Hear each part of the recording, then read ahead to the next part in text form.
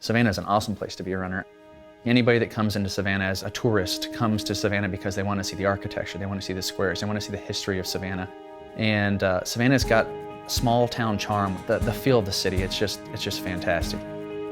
Savannah's in the deep south, so we've got all kinds of yummy food and drink, and it's good to be able to get that out there and maybe have an excuse to do one or the other, or both. But at the same time, the weather is almost always fantastic for running. You've got a bunch of just fantastic, generous people in Savannah that are just looking to be a part of something, and why not let it be running in a healthy community.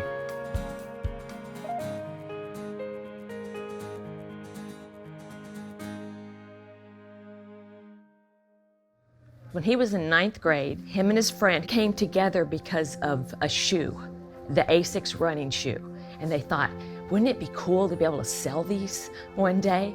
And so that's been his dream since 9th grade. My parents used to joke that, he was the athletic one and I was the brainiac. So yeah, he's been an athlete since he was a tiny little kid. In elementary school, they called him the rabbit because he was so fast. So he always sort of got a reputation for being great, whatever he did. Robert worked in the running shoe industry in Austin, Texas for 9 years. So I knew he knew the business inside and out. So we looked around the United States and we found Fleet Feet. So we decided to do a franchise. We came here, he wanted to show me the city, and I saw Savannah, January of '01. The sun was shining, the trees were green. It's like, okay, yes, I can live in this city. From there was the start. We found this location, which is not the normal location for a running store because it's off the beaten path, but we knew we were a destination store. We opened up March of '02, and it's been a roller coaster ride ever since, but our roller coaster's been going up a lot of the times. When Robert got here, he really set out to make something of Savannah and make it just a booming running town. And when he got here, there were 4 races. Now we're probably closer to 44. Savannah's a beautiful town, so we try to host the races and have them come visit. It brings people to hotels, it brings people to restaurants. It impacts the community, it impacts local businesses. By helping charities, registering for races, it helps not just the charity, the person get fit, it also helps the town in general. I look back now and I know that Robert saw the potential, the growth for this city, and that's what has happened. He knew what this city could become. Fleet Feet's effect on Savannah has transitioned the entire community from a laid-back, sleepy, somewhat unhealthy community to a running community, and has changed the health of the entire city. I feel like we've made a more aware Savannah of not only, getting outside to walk, getting outside to run, getting outside to exercise, but we've also made aware of the different charities that are just in town that need support. I remember him also talking about when he was dreaming up a store that he wanted somehow to connect the Susan G. Komen race and their efforts to the work that he did. That was, I think, the first race that he really had in his mind to get to Savannah. A Savannah race for the cure is important for Fleet Feet in many ways. It was actually one of Robert's babies. He loved that race. He did anything and everything he could for that race. His sister's a survivor. His mom passed away from breast cancer.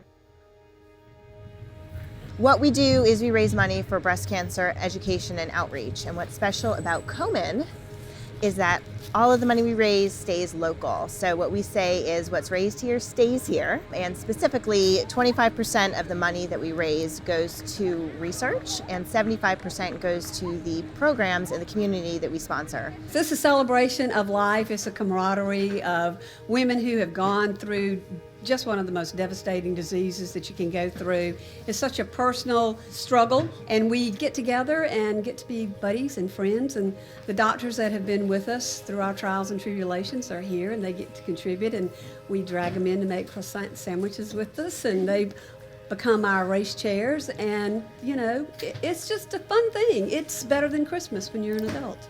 Fleet Feet is involved with a lot of charities by way of the runs. In that respect, we coach them and help them put these runs on, which in turn, people register for the races, and that's what raises money. Any of the charities around town, we don't make a dime on. In fact, we end up losing money, but we're happy to do so because not only do you have the goodwill, but at the same time, it's key to ensure that all these smaller charities, or even the bigger ones in the case of Susan G. Komen, are relevant and stay relevant for years to come. When Robert passed away, there was not a minute when we were concerned that the race wouldn't be handled well.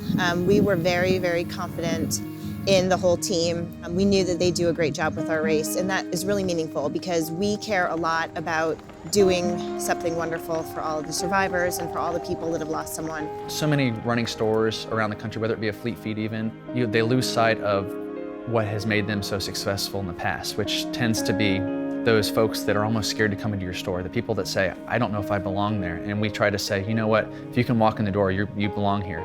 You may not be the fastest, you may not be the fittest, but you know what, you're gonna get out there and you're gonna try.